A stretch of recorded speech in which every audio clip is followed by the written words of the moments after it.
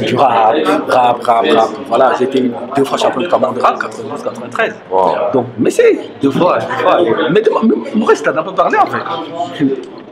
Il t'a pas dit, hein? Si, j'ai été 2 fois champion de Cameroun de rap. Et le gars qui organisait les concours, c'est Christian Lentu. Ça, c'est il y a longtemps, hein. C'est des trucs des années 90, tu vois. Donc, mais ça, comme j'avais dit à cette graine là, c'est-à-dire que j'aimais tout ce qui était musique. À l'époque, j'allais dans des boîtes comme le 78, je voyais un peu comment les gars travaillaient. J'allais à la piscine, j'allais à l'interdit, j'allais au First. Comment s'est passée la transition de rappeur à DJ? La transition, en fait, c'est bien. Déjà, moi, je suis né dans ce truc-là parce que mon père, à la base, il chantait. Il chantait dans ses moments de loisirs et tout. Il a eu à sortir des trucs qui passaient sur Radio Douala, tout ça. Donc, c'est que j'ai versé dans un truc. À l'époque, tu vois, à l'époque, on avait des tournées disques à la maison. Les 33 tours, 45 tours, on avait un truc. Moi, chaque fois, je m'amusais dessus. Voilà, j'aimais toucher à tout ce qui est musique. Quand il y avait des réunions des parents et tout, donc il y avait de la musique. Donc, je venais toujours voir comment c'est le gars. Mais à l'époque, les gars, ils mixaient les cassettes. Hein.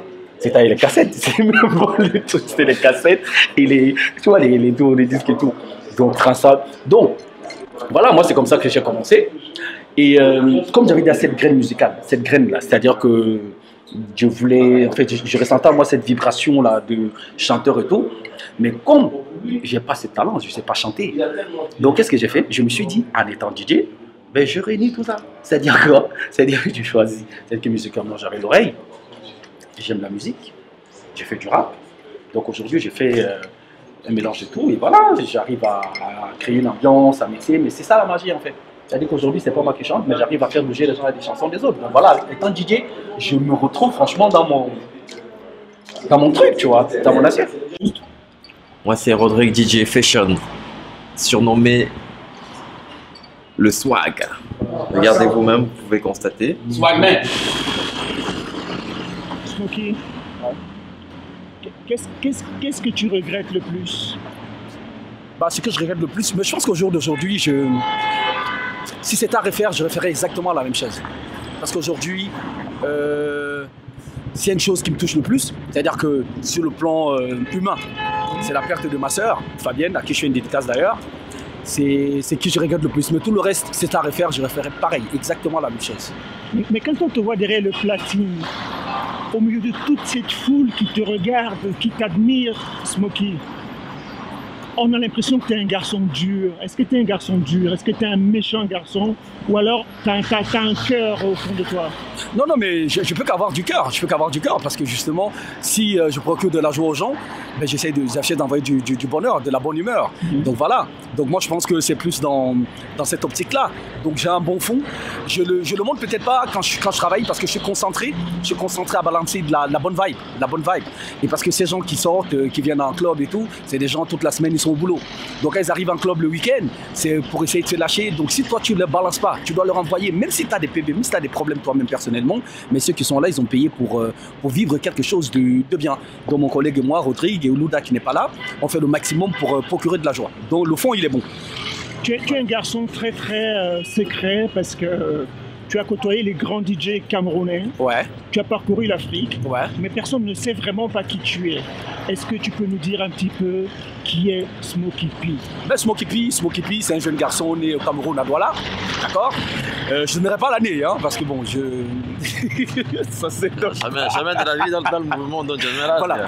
Ben, en fait, je suis né à Douala et j'ai grandi dans les quartiers comme Bonadimon, des quartiers comme Bali, des quartiers comme Bonanjo, pour ceux qui savent. Et je vais dire que c'est parti du fait que moi, en fait, à la base, mes débuts, c'est-à-dire que j'ai toujours côtoyé, j'ai été dans ce milieu, j'ai toujours baigné dans ce milieu-là. Comme je disais tout à l'heure à mon collègue Rodrigue, quand on était en boîte, on parlait un peu de ça. C'est-à-dire que j'ai grandi dans ce milieu-là où je voyais des DJ comme Dave, je voyais des DJ comme Jackie, je voyais des DJ comme Alain Cottemaster, père son âme, Beethoven. Bon, un autre que je ne citerai pas le nom, il se reconnaîtra. Donc voilà, donc c'est eux qui m'ont donné justement cette graine. Parce que moi à l'époque, je me souviens, je restais à Bali, je restais les soirs avec des potes et tout. Il y avait un grand frère, père son âme, il n'est plus là aujourd'hui, et Price. Donc il passait, et chaque fois, je voyais, il rappait, tout ça, il faisait des concerts scolaires. C'était un très bon rappeur. Et voilà, je l'ai rapproché. Un jour, il m'a dit, bon voilà, qu'est-ce que tu fais, machin. J'ai fait un peu de rap, mais sans oublier qu'à la base, d'abord, j'étais un footballeur. J'étais un très bon petit footeux, mais lui, et comme il a vu en moi ce truc-là, cette graine de, voilà, je captais vite les choses. Donc il m'a amené une matinée de jeunes, j'ai vu comment il rappait, et c'est comme ça que c'est parti. Donc c'est comme ça que je suis rentré dans la vibe, tout ce qui est musique et tout, sans oublier que mon père aussi, voilà, c'était un chanteur dans ses moments perdus. Je te posais une dernière question. La dernière question que je te posais, c'est que aujourd'hui, sur tes épaules, tu portes l'héritage de tous ces grands DJ que tu as côtoyés. Qu'est-ce que tu vas en faire? Bah, qu'est-ce que je vais en faire? Déjà, c'est valoriser déjà ce qu'ils m'ont appris. Déjà mettre en valeur ce qu'ils m'ont appris. C'est-à-dire que c'est ce savoir-là. Et aujourd'hui, c'est qu'eux, ils n'ont pas pu faire. C'est-à-dire qu'ils n'ont peut-être pas exercé ici. Ben, aujourd'hui, moi, je suis ici, je suis à Paris, je fonce un peu dans ce milieu. Aujourd'hui, c'est mettre en valeur l'héritage de ses grands frères. C'est-à-dire que montrer ça aujourd'hui au grand jour et faire comprendre que voilà, on peut partir de là-bas, avoir du talent et pouvoir l'exploiter à l'occidental. Une petite dernière question pour tes frères qui vont te regarder. Qu'est-ce que tu peux leur conseiller, Smokey? Tu es parti de rien du tout pour devenir quelqu'un dans Paris. On est à l'opéra, on est au centre de l'opéra. Qu'est-ce que tu peux leur donner comme conseil? Ce que je vais leur donner comme conseil, c'est dans la vie, il faut croire en ce qu'on fait. Il faut croire en soi déjà et croire en ce qu'on fait. D'accord? Et à partir de là, tout le reste vient. Chaque chose a son temps, il ne faut pas se presser. C'est-à-dire que déjà, croire en soi, croire en ce qu'on fait et le reste se suivra. Voilà, moi c'est le conseil que je serais donné. Est-ce que les DJ qui sont au Cameroun doivent avoir peur des DJ qui sont à Paris, aux États-Unis et partout dans le monde? Non, moi je pars de là-bas. La preuve aujourd'hui je suis ici. Donc pourquoi avoir peur? Non, chacun ça. Quand tu as le talent, tu l'as. Ça peut être au Cameroun, au Burkina, en Côte d'Ivoire, au Gabon, au Mali, au Sénégal. Mais à partir du moment où tu es là et que ce talent-là tu l'as, tu l'exploites partout. La musique est universelle. Donc ça veut dire que le DJ il est partout. Donc tu seras à Kribi alors? Moi je serai à Kribi, oui, mais ça du 1er au 7 février pour CNC. Qu'est-ce que tu leur réserves? Aux gens de Kribi? Oui. Wait and see, on verra, sans forcer. Vous verrez que quelqu'un peut partir du Cameroun et devenir quelque chose et venir maintenant montrer au grand jour au Cameroun qu'un Camerounais peut réussir à l'extérieur. Voilà. Merci. Merci.